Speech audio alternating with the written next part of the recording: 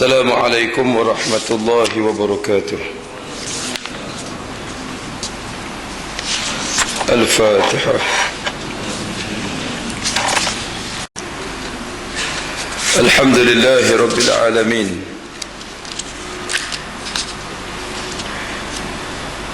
حمدا حامدين حمدا شاكرين حمدا يوافي نعمه ويكافئ مزيده. يا ربنا لك الحمد كما ينبغي لجلال وجهك وعظيم سلطانك. رضيت بالله ربا وبالإسلام دينا وبمحمد نبيا ورسولا. قال الله سبحانه وتعالى في كتابه العزيز بعد أعوذ بالله من الشيطان الرجيم: وإذ واعدنا موسى 40 ليلة ثم اتخذتم العجل من بعده وأنتم ظالمون ثم عفونا عنكم من بعد ذلك لعلكم تشكرون. وإذ آتينا موسى الكتاب والفرقان لعلكم تهتدون. وإذ قال موسى لقومه يا قوم إنكم ظلمتم أنفسكم باتخاذكم العجل فتوبوا إلى بارئكم فاقتلوا أنفسكم ذلكم خير لكم عند بارئكم فتاب عليكم إنه هو التواب الرحيم. صدق الله العظيم. Dan ingatlah ketika kami berjanji kepada Musa, yakni diturunkan kitab Taurat kepada Nabi Musa alaihi salam, sesudah 40 malam lalu menjadikan anak lembu sembahan kamu sepeninggalannya, dan kamu adalah orang-orang yang zalim. Kemudian sesudah itu kami maafkan kesalahan kamu agar kamu bersyukur, dan ingatlah ketika kami berikan kitab kepada Musa, yakni Taurat, dan keterangan yang membezakan antara yang benar dan yang salah, agar kamu memperolehi petunjuk. Dan ingatlah ketika mana Musa berkata kepada kaumnya, hai kaumku, sesungguhnya kamu telah menzalimi, menganiayai diri kamu sendiri, kerana kamu telah menjadikan anak lembu sembahan kamu. Maka bertaubatlah kepada Tuhan yang menjadikan kamu, dan bunuhlah diri kamu. Hal itu adalah lebih baik bagi kamu pada sisi Tuhan yang menjadikan kamu. Maka Allah akan menerima taubatmu. Sesungguhnya dialah yang maha penerima taubat, lagi maha penyayang. Sadaqallahul azim. Yang dimuliakan Tuan Imam, pengurusi dan seluruh jawatan kuasa, seluruh abudiyah, muslimin, hadirin, hadirat, mudah-mudahan dirahmati Allah subhanahu wa ta'ala. Alhamdulillah, syukur kita pada Allah subhanahu wa ta'ala. Hari ini hari pertama kita berada di tahun baru Masihi, tahun baru Hijrah. Sudah pun mencecah lebih daripada sebulan setengah, ya, berada di penghujung bulan Safar, yang insyaAllah pertengahan bulan Safar, yang insyaAllah kita tak berapa lama lagi kita akan sambut bulan Maulidur Rasul sallallahu alaihi wasallam, iaitu bulan Rabiul Awal. Samping kita nak sambut tahun baru Hijrah, boleh tahun baru Masihi, walaupun sebagian ulama tidak membenarkan apa cara sambutan yang dibuat, kerana kita tak mau menyerupai kaum yang menjadikan tahun baru Malaysia itu sebagai perayaan besar mereka. Walau bagaimanapun, alhamdulillah, lately ini, akhir-akhir ini kita tengok bagaimana ada sambutan-sambutan menyambut tahun baru, tapi dibuat secara alternatif, secara pilihan. Maknanya kalau kita tak buat, kita dapati ianya akan jadi lebih rosak. Semalam selepas seusai konsert hibur didik di Uptown Seri Gombak habis, sekitar jam 2 saya bersama dengan Cak Sebullah dan sahabat-sahabat yang lain, kita sajalah pirang, moga mata tak mengantuk lagi. Kita pirang nak tengok apa nama ni, apa yang berlaku di tengah pusat kota. Jalan jam sehingga jam 3 pagi tu duk jam lagi. Orang yang mabuk tengah jalan pun ada, belaga pun ada, macam-macam. Kalau ke belah Bukit Bintang tu memang teruk lah. Anak-anak muda yang masih lagi berpacaran, yang masih lagi bermacam-macam, kan? Tu walaupun garis panduan telah dibuat oleh pengarah JAKIM tentang etika dan cara sambutan tahun baru, kan? Tapi pengarah JAKIM kata macam tu, Menteri Penerangan kata macam lain pula. Dia bercanggah semua, kan? Menteri Penerangan buat program konsert juga. Konsert pada nama memang sambutan tahun baru Christmas dan 2013, kan? Perayaan satu Malaysia, Christmas dan 2013. Ramailah, dipahamkan lebih 1000 orang lebih yang ada di Taman Merdeka. Dan saya pelik juga semalam, tak tahu apa-apa di Taman Merdeka tu penuh dengan trak-trak FRU. Allahuakbar. Tak tahu apa-apa. Kita pun tengok FRU penuh lah, tapi dia kawal lah, kita tak tahu apa-apa, takut ada rusuhan lain ke apa ke, Allahuakbar, ya. Tapi alhamdulillah di dataran kemerdekaan Shah Alam lebih daripada 120,000 orang yang hadir, bersama dengan Fadil Ustaz Azhar Idrus, pelakon pengarah Andre dan juga Kamal Adli, yang ialah maknanya artis-artis yang telah berhijrah. Kita di Seri Gombak ni pun kita ada AB, kita ada Aris Sariwatan, ada Hafiz Hamidun dan beberapa yang lain yang turut menjayakan hiburan alternatif kepada rakyat. Masya Allah, alhamdulillah. Jadi maknanya ni hari pertama, kuliah maghrib pertama dalam 2013 ini, membuka tirai baru, dan pesanan untuk guru tak ada apa, sambutlah dengan penuh kesedaran dan keinsafan, bahawa sedarlah bahawa Malaysia telah pun dicemari politiknya dengan politik sekular, dengan politik jahat, politik samsing, dan sebagainya. Lama dah. Jadi ini tahun yang paling bersejarah dalam negara kita, 2013 ini, by hook by crook.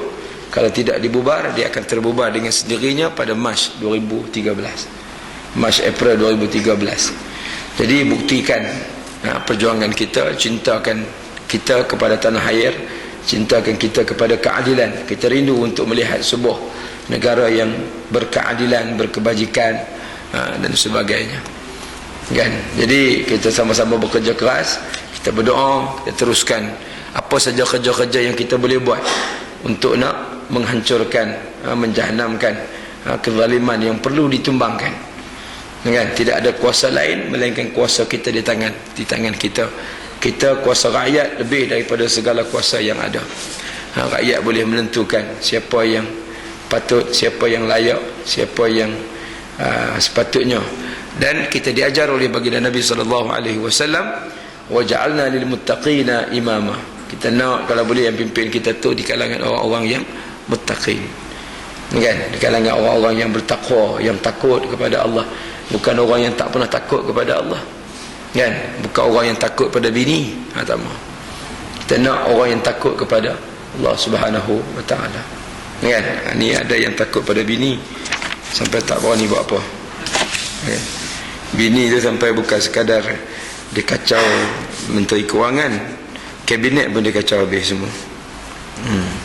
Tak apalah, dia berasa dia kuat di atas dunia ni, jadi dia boleh buat apa saja yang dia nak, kan? Dia pun duit banyak, tuan-tuan, kan? Duit banyak, duit dia juta-juta, bilion, bukan juta lagi. Untung jadi isteri Perdana Menteri pun dah bilion dah, tuan-tuan. Itu Deepak punya statement yang sampai hari ini belum dijawab, belum dinafi, belum dibuat sebarang penyiasatan. Kan? Sudah lebih daripada 3 minggu 4 minggu dah dia punya statement dia, tak ada sebarang respon langsung, disemadikan begitu sahaja. Kan? Jadi tak apalah, macam mana pun Allah ni dia maha kuasa. Dia akan bongkar macam mana pun. Dia tak terbongkar di dunia, dia terbongkar di akhirat nanti. Itu saja. Kita boleh lari atas dunia, kita ada lawyer, kita ada peguam bela, kita ada itu ini, dunia boleh lari, boleh terlepas. Akhirat tak boleh. Satu-satu. Kan? Seorang Allah Ta'ala akan dedahkan nanti. Hamba satu baru tahu langit tinggi rendah. Nak balik ke dunia sudah tidak punya lagi. Tunggu masa saja. Nak dihumbankan ke neraka Allah atau nak dimasukkan ke syurga Allah. Bagi kita orang yang diuji, orang yang sabar, orang yang duduk atas dunia ni, masya-Allah, mukmin, sabar dia walaupun ujian macam-macam ujian dia hadapi, tak ada apa. Syurga lah Allah bagi kat dia. Wallazi ya ayyuhallazina amanu isbiru wa sabiru. Isbiru wa sabiru. Bersabar dan teruskan kesabaran. Kan. Jadi maknanya orang yang sabar ni tak apalah, insya-Allah. Allah uji dia macam-macam atas dunia, dia sabar juga, tak ada tempat lain. Tidak ada balasan lain. Wa wasyaru sabru wa sabru thawabuhul jannah. Kan? Allah kata Ramadan tu bulan sabar. Orang yang sabar syurga. Balasan dia syurga. Tak apalah. Kan? Jangan pula ada di kalangan kita kata tak apa Ustaz, saya orang Islam. Kita ni orang Islam. Kan? Kita ni orang Islam, kita tak syirik pada Allah, kita cuma jahat, mungkin kita berzina, mungkin kita mabuk, mungkin kita tak bertanggungjawab pada keluarga, kita masuklah neraka. Ustaz dia kata masuk 10 tahun ke 50 tahun ke, lepas tu kita macam mana pun ending kita syurga juga Ustaz. Ada orang gila cakap lagu tu tuan-tuan.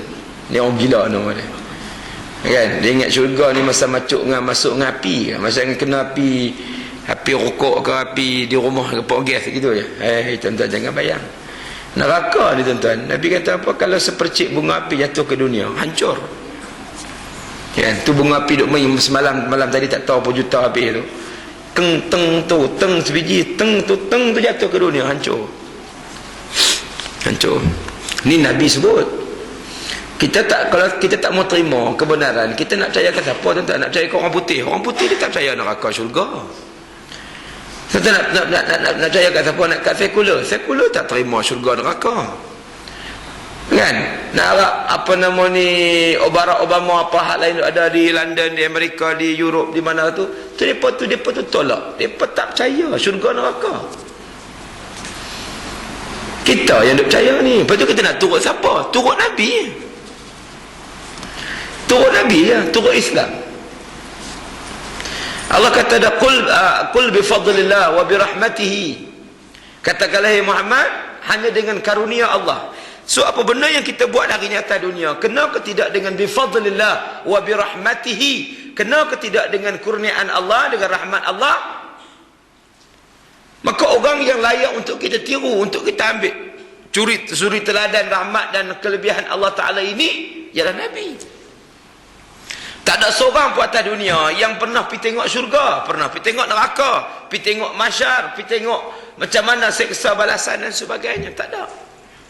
Hak orang yang boleh tengok Rasulullah sallallahu alaihi wasallam saja. Tengok Rasulullah adalah. Ya. Rasulullah cerita neraka, dalam neraka ni macam mana Quran pun sebut. Orang neraka ni minum makanan dia buah zakum. Buah zakum ni dengar macam sedap, macam buah kelubi, tapi buah dia berduri, beracun. Itu makanan dia. Tak ada capati, tandori, roti nan cheese nan, garlic nan, apa tak. Nasi lemak lah, roti canai ke apa, tak ada. Makanan untuk orang neraka zakum. Buah yang beracun dan berduri. Minuman dia pula apa? Hamim. Bunyi macam sedap, macam dengan Hamim Cafe. Tapi minuman tu cairan timah, ayak danok, nanah, gelodak busuk, dia campur, dia blend sekali, terjun masuk dalam perut. Itu minuman.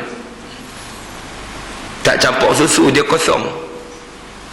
Panas, kosong. Hamim Cafe satu, panas, kosong. minum kan. Tapi jangan duk sembang tu, dia kata orang gila je bercakap, kata tak apalah ustaz, kita Allah kira apa sangat ustaz, 10 tahun je masuk, penting ending masuk. Dia ingat 10 tahun tu macam dengan 10 tahun, orang gila bercakap lagu ni. Orang tak mengaji, kalau mengaji pun tak tahu lah, bengong lagi ke apa ke, tak tahu. Ya. Jadi sebab itu hadirin dan hadirat yang dirahmati Allah Subhanahu wa taala, biarkan. Macam mana orang macam tu, fikir dia lah, tak boleh buat apa lagi dah. Baik. Jadi Allah Taala sebut, dan ingatlah ketika kami berjanji kepada Musa memberikan Taurat sesudah 40 malam, lalu menjadikan anak lembu sembahan kamu sepeninggalan, dan kamu adalah orang-orang yang zalim. Itu cerita perangai, cerita penyelewengan Bani Israel ataupun orang-orang Yahudi yang hidup sezaman dengan Nabi SAW yang menentang Islam, sedar dan sikap nenek moyang mereka yang jahat. Pokok zaman Bani Israel dulu jahat dengan Nabi Musa. Nabi Musa buat baik habis dah. Mereka lawan, mereka tentang, mereka pelekeh, mereka kata dan sebagainya kepada kepada Allah. Buat ayat tadi ni iktibar kepada Nabi SAW dan kepada kaum Bani Israel yang masih hidup di zaman Nabi SAW, pokok Yahudi dan sebagainya. Iktibar, cukup-cukuplah. Tok nenek kamu dulu biar mereka jahat, kamu jangan jahat. Allah sampai teratu sayang kaum zuriat keturunan yang ada tu sampai zaman Nabi SAW, kan? Mereka patutnya mereka bersyukurlah. Wa idqa